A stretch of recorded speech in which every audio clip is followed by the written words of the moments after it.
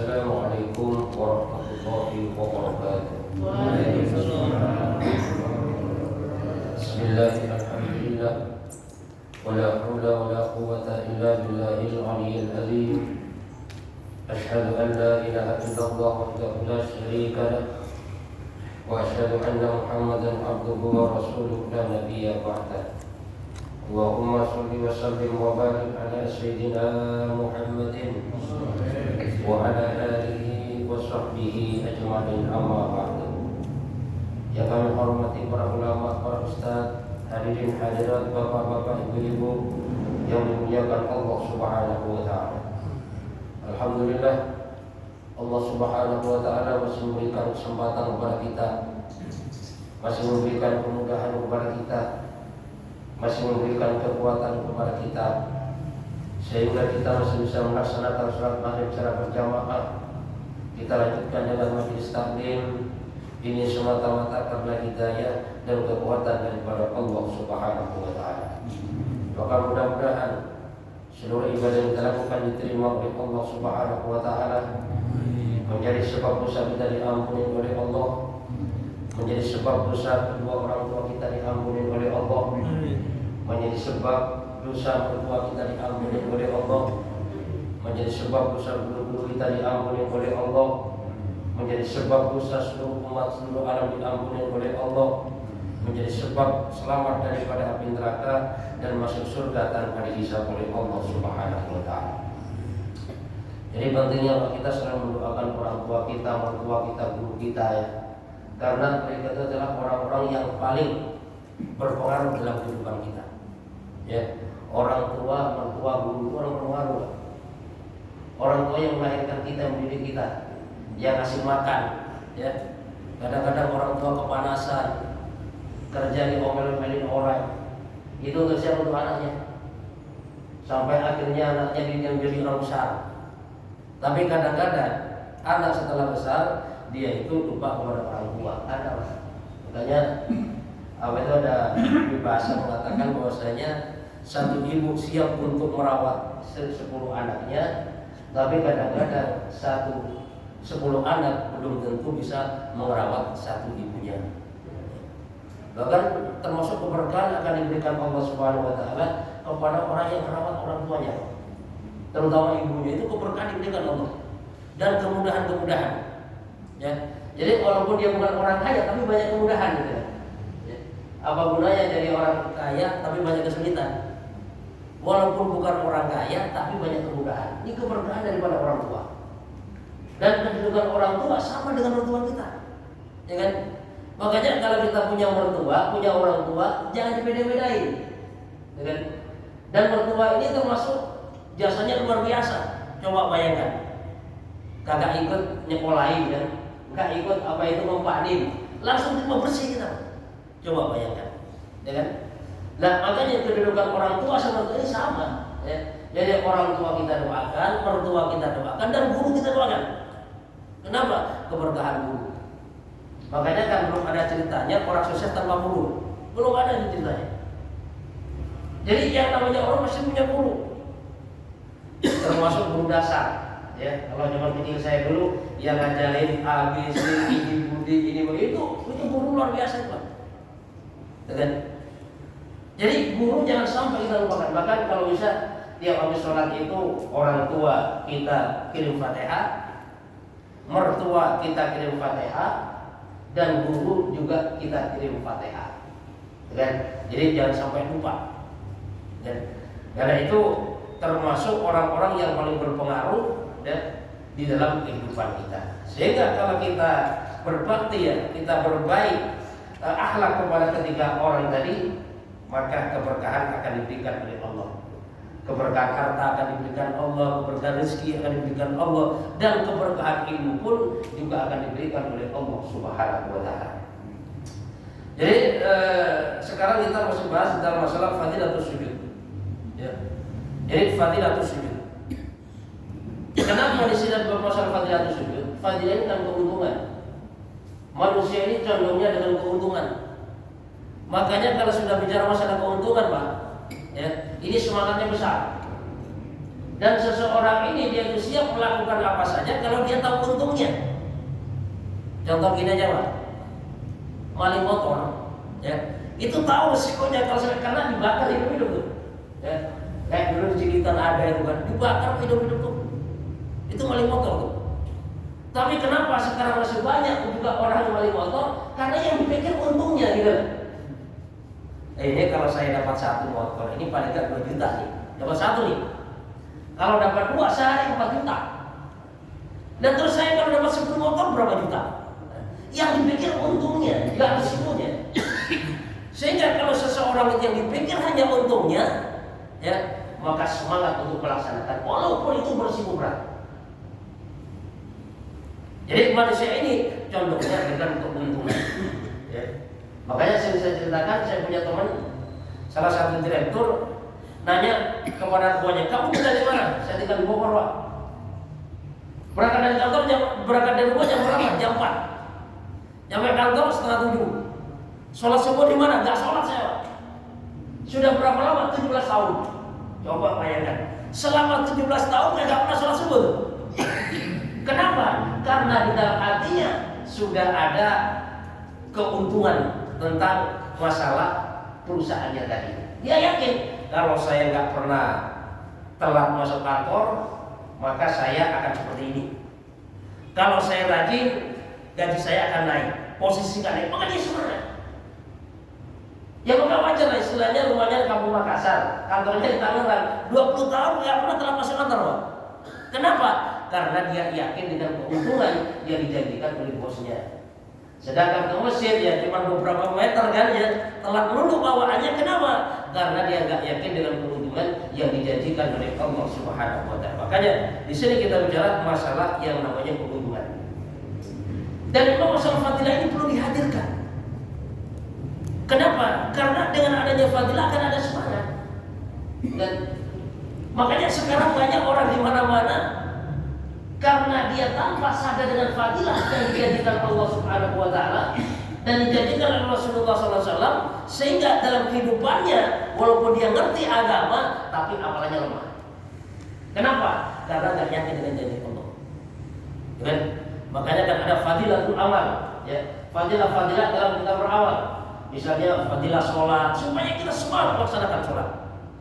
Fadilah Quran supaya semangat melaksanakan baca Quran.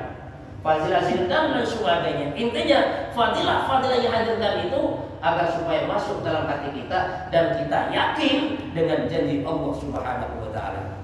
Kenapa? Karena manusia ini condongnya dengan keuntungan.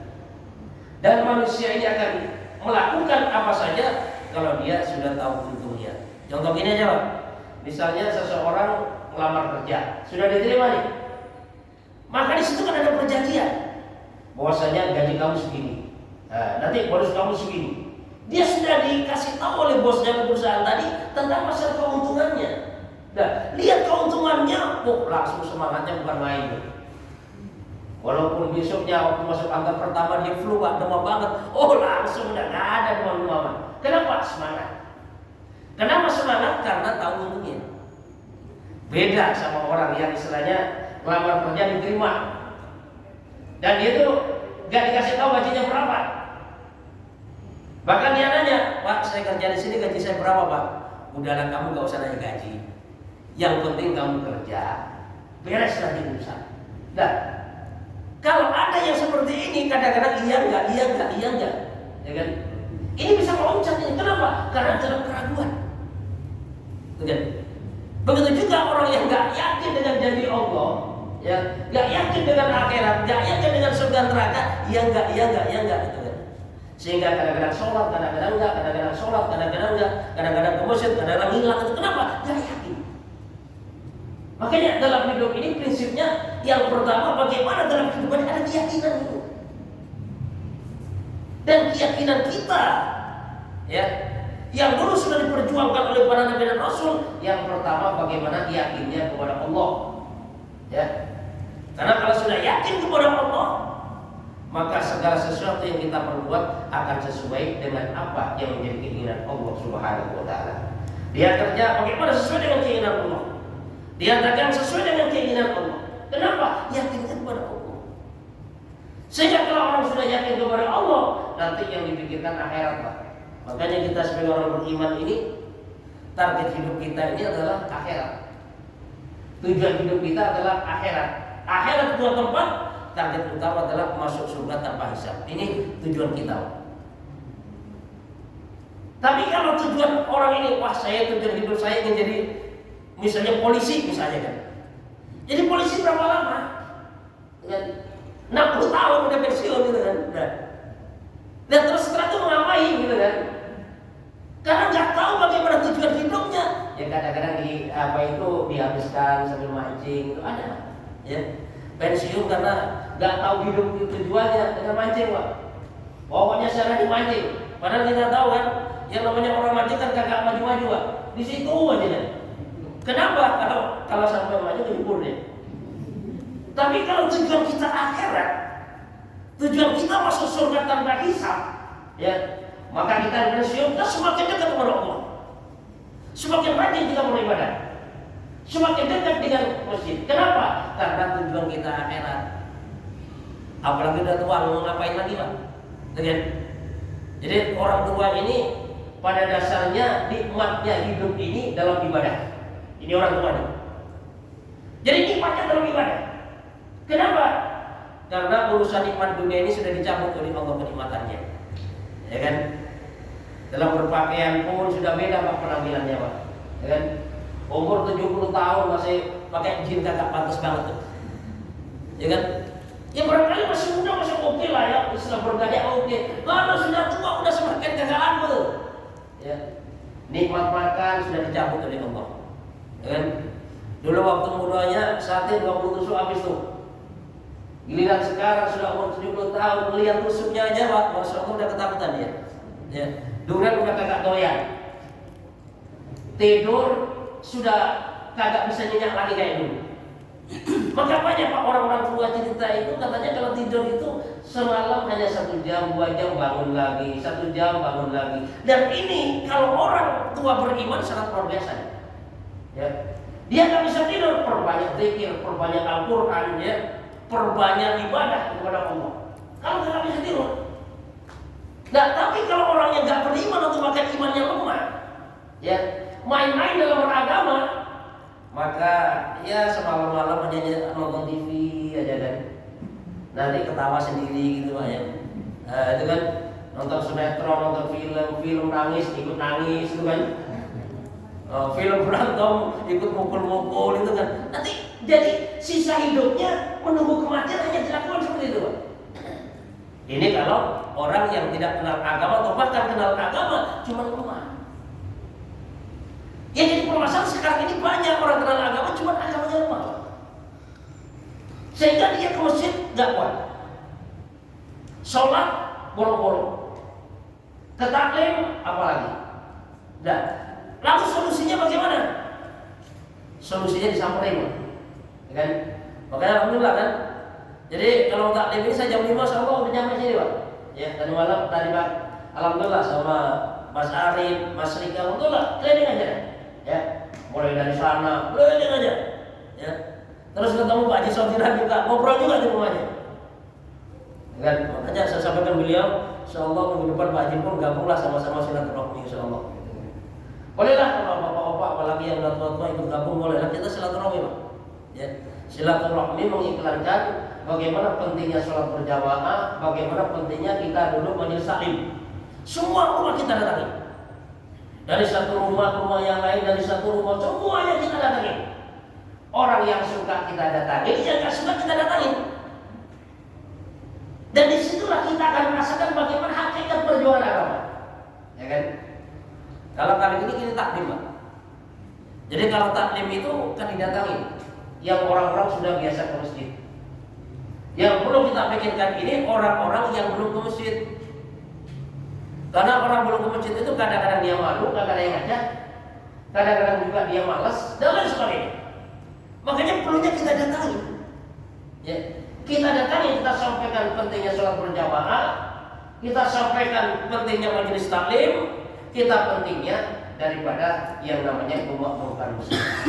Nah, sehingga kalau hal yang semacam ini terus kita buat, maka suatu saat tidak satu orang laki-laki pun di kampung ini yang tidak memakmurkan masjid Allah Subhanahu wa taala. Insyaallah Pak ya, siap insyaallah ya. Jadi belajar Pak, insyaallah Pak, sama-sama belajar, saya juga belajar. Ya. Saya juga belajar mendatangi umat, bagaimana umat ini mau taat kepada Allah Subhanahu wa taala.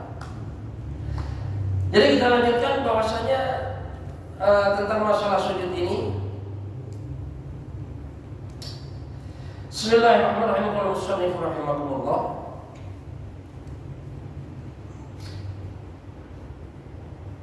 Ma taqarraba al-'abdu ila Allah bi syai'in afdal min sujudil khafi. Bahwasanya Rasulullah SAW bersabda, tidak ada sarana yang paling utama mendekatkan diri kepada Allah Subhanahu wa taala yaitu daripada yang namanya sujud. Artinya apa? Artinya sujud ini sarana ya yang paling utama, yang paling istilahnya bagus untuk mendekatkan diri kepada Allah Subhanahu wa taala. Ya, ini saat kita bersujud. Sehingga kita bagaimana supaya kita itu perbanyak daripada yang namanya sujud. Ya. Wa qala Rasulullah sallallahu alaihi wasallam, "Ma min muslimin yasjudu lillahi sajdatan illa rafa'allahu biha darajatan wa hutta anhu biha sayi'atan." Jadi barang siapa yang sujud karena Allah Subhanahu wa taala, termasuk orang-orang muslim, orang-orang yang beriman, yang sujud kepada Allah Subhanahu wa taala dengan satu sujud saja, maka akan diangkat derajatnya oleh Allah Subhanahu wa taala setiap sujud tadi, dan juga kesalahan-kesalahannya akan diampuni dan digugurkan oleh Allah Subhanahu wa taala. Inilah pentingnya kita banyak melaksanakan daripada yang namanya sujud. Dan sujud ini adalah termasuk salah satu sarana ya untuk mendekatkan diri kepada Allah Subhanahu wa taala. Kayak bahkan Abu Hurairah ya mengatakan, aqrabu ma yakunu al-'abdu ila Allah azza wa jalla idza sajada fa aksiru du'a inda dzalik. Ya. Makanya juga sarana ya untuk mendekatkan diri kepada Allah Subhanahu wa taala, yang paling dekat seorang hamba kepada Allah Subhanahu wa taala di saat sujud. Kenapa? Karena di saat kita sujud ini ya, jadi anggota badan kita yang paling mulia, kepala, itu sejajar dengan kaki. Ya. Jadi kepala yang paling mulia, yang paling berharga. Ya. Bahkan identitas utama itu kepala. Sehingga kalau orang bikin KTP aja Pak, itu yang dibutuh kepalanya. Kenapa? Saking mulianya kepala. Bahkan misalnya ada orang iseng, kepala kita buat mainan, kita gak upload bisa-bisa juga. Kenapa? Harga diri itu.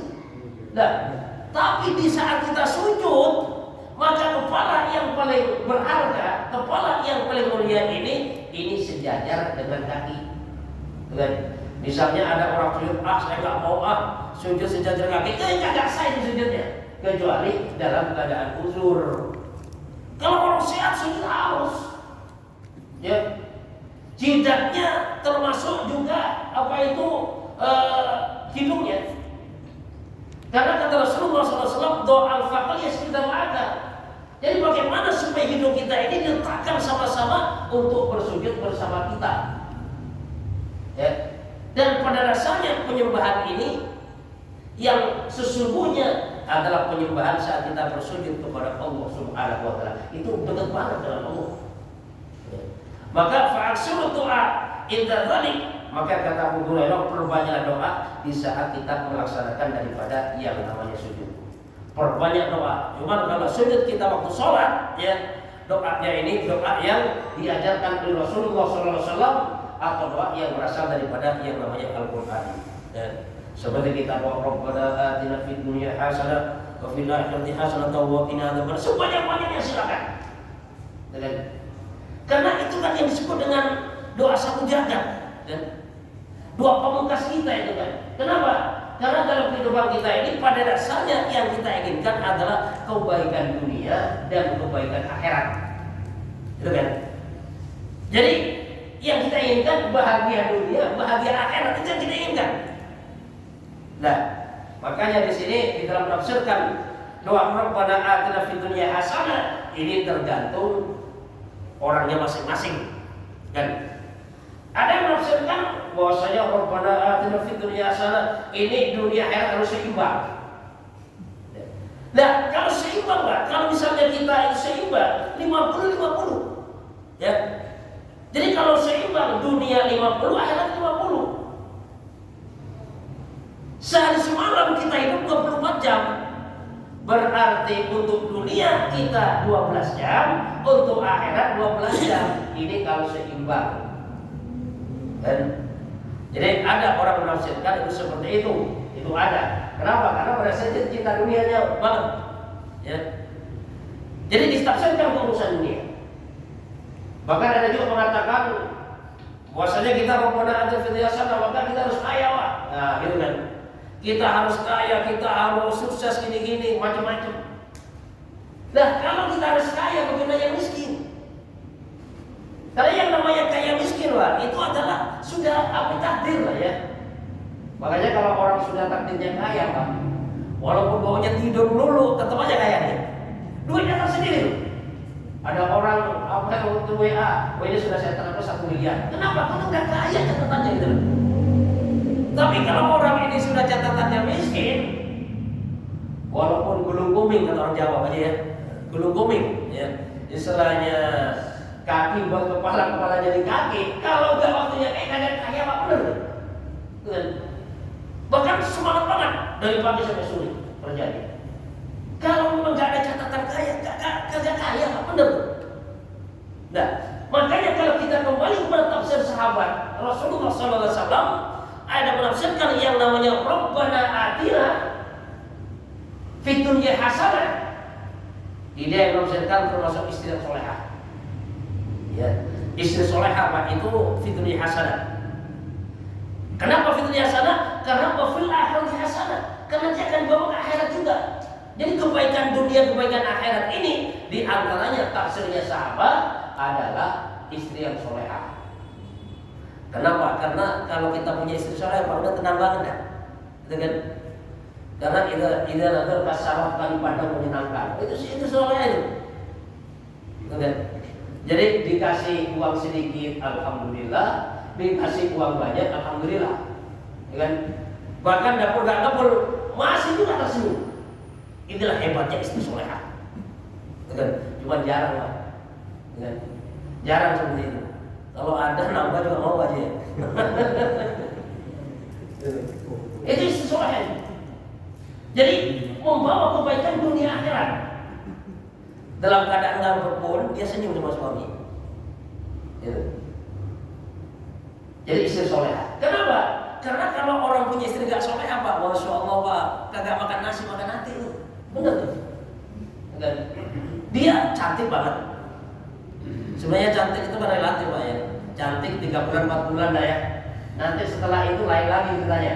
Nah, makanya ini Pak, resepnya ini agar supaya selalu terlihat istri kita cantik. Ya, resepnya itu yaitu kita harus bisa betul-betul tundukkan pandangan. Nah, itu nanti kelihatan cantik. Walaupun sudah nenek-nenek, Masya Allah, kamu cantik banget pasti. Gak ada yang lain. Kenapa? Karena kita selalu tundukkan pandangan. Tapi di saat kita gak bisa menundukkan pandangan, ya, maka yang ada, kayaknya ini rumput di luar lebih hijau daripada di dalam. Karena kita gak bisa menundukkan pandangan. Dan orang yang bisa menundukkan pandangan ini termasuk salah satu orang yang akan diberi kenikmatan beribadah oleh Allah Subhanahu wa taala. Khusyukan dalam salat akan diberikan oleh Allah Subhanahu wa taala.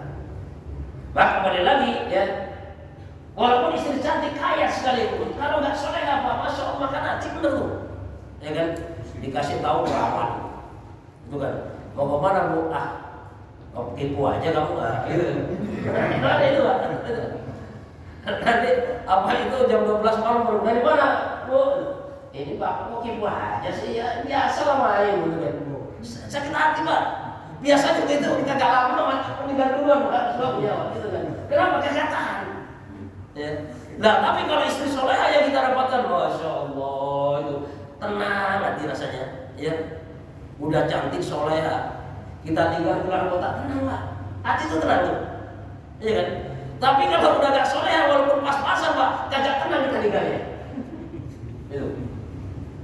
Dan tafsir sahabat lagi yang dimaksud fid dunya hasanah ini termasuk anak yang soleh. Anak yang soleh itu dunia hasanah. Kenapa? Karena anak yang soleh ini nanti akan membawa hasanah juga di akhirat. Ini anak yang soleh. Dan kalau kita punya anak soleh, Pak, Masya Allah sangat luar biasa tuh. Itu kan.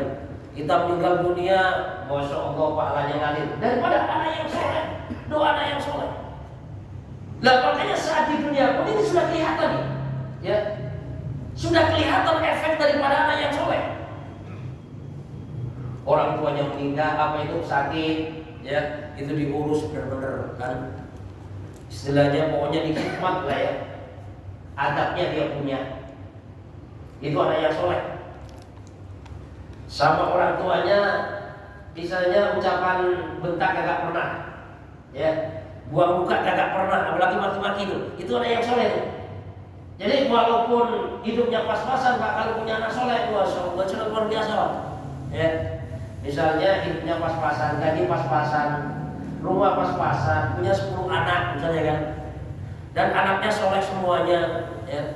Yang laki-laki yang balik udah waktunya adzan ke masjid semuanya. Mereka hari-hari baca Quran, senang Pak. Itu senang banget. Walaupun hidupnya pas-pasan.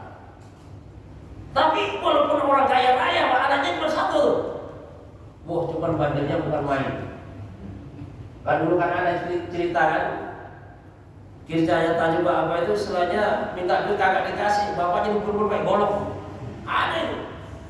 Ibunya dikeplakin, ada itu. Ya bahkan ini kisahnya tahu. Ada seorang pemuda yang dijadikan narkoba, bukan narkotika, miras obat-obat terlarang, bukan.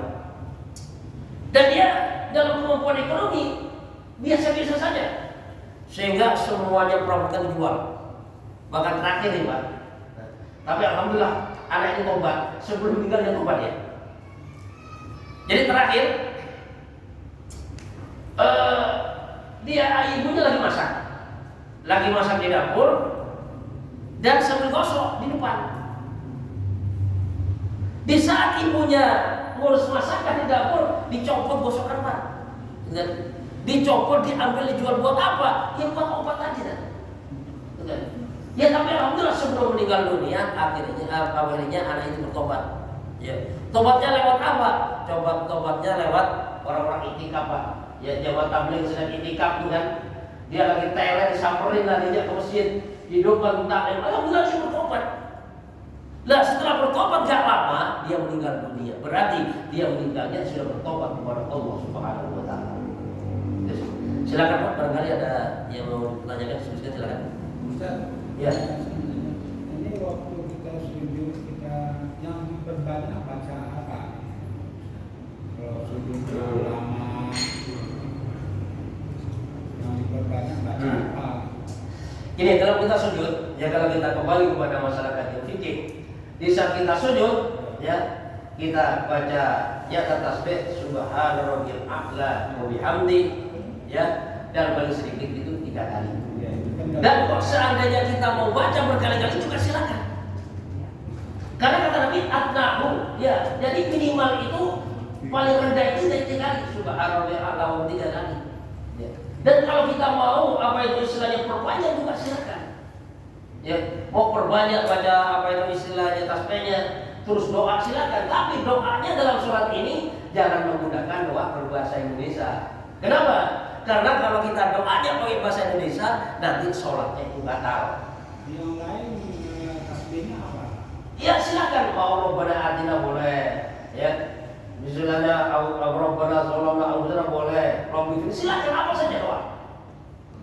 Gitu kan? Pas kita sujud. Pas kita sujud.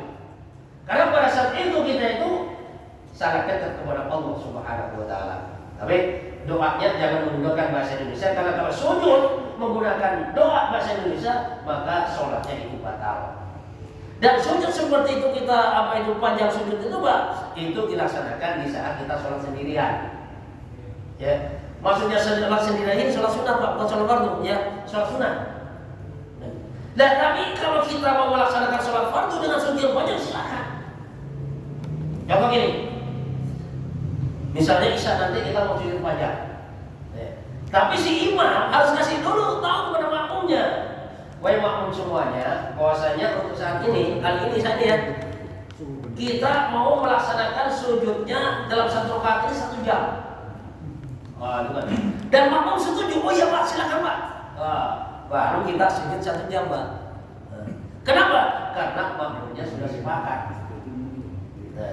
Tapi di saat apa itu makmumnya nggak sepakat, ya, kita langsung sujud 1 jam. Wah, nanti oleh-oleh udah buat kabur Pak.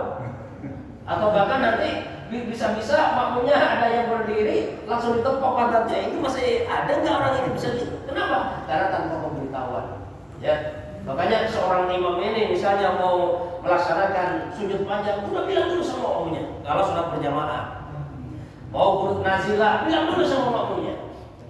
Mau sujud sajadah, kalau hari Jumat subuh, ya, baca surat sajadah, bilang dulu sama makmumnya. Kenapa? Kalau nggak gitu kaget. Makanya ada satu masjid melaksanakan seperti itu, ya. Selain hari Jumat, malam Jumat subuh, itu pakai sujud saja. Makanya makmum banyak heran, loh ini apaan ini kok sholat subuh 3 rakaat? Dianggapnya 3 rakaat. Kenapa? Karena imamnya ini tidak pernah memberitahu. Nah makanya perlunya. Jadi apa yang akan dilakukan imam? Imam ini harus memberitahu kepada makmumnya supaya apa? Supaya makmumnya juga paham. Itu.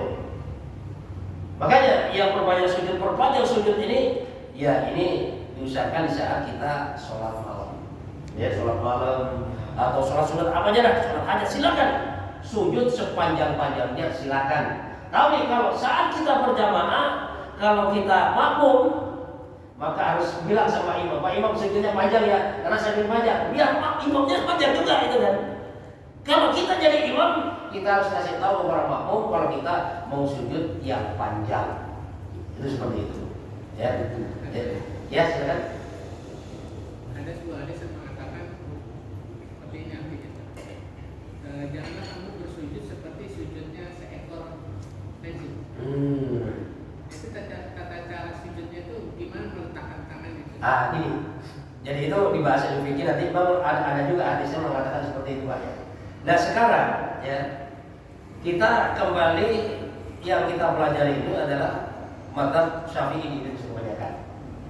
Ya, makanya kita harus sujudnya bagaimana yang diajarkan oleh apa itu mazhab Syafi'i sujudnya. Ya kayaknya kalau sujud di sini ini saya udah lihat ini sudah bagus sujudnya kita.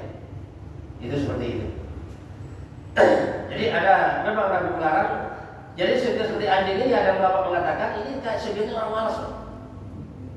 Sujudnya orang malas katakan. Itu seperti itu. Ya. Istilahnya kayak anjing itu kan kayak malas Pak. Itu seperti itu.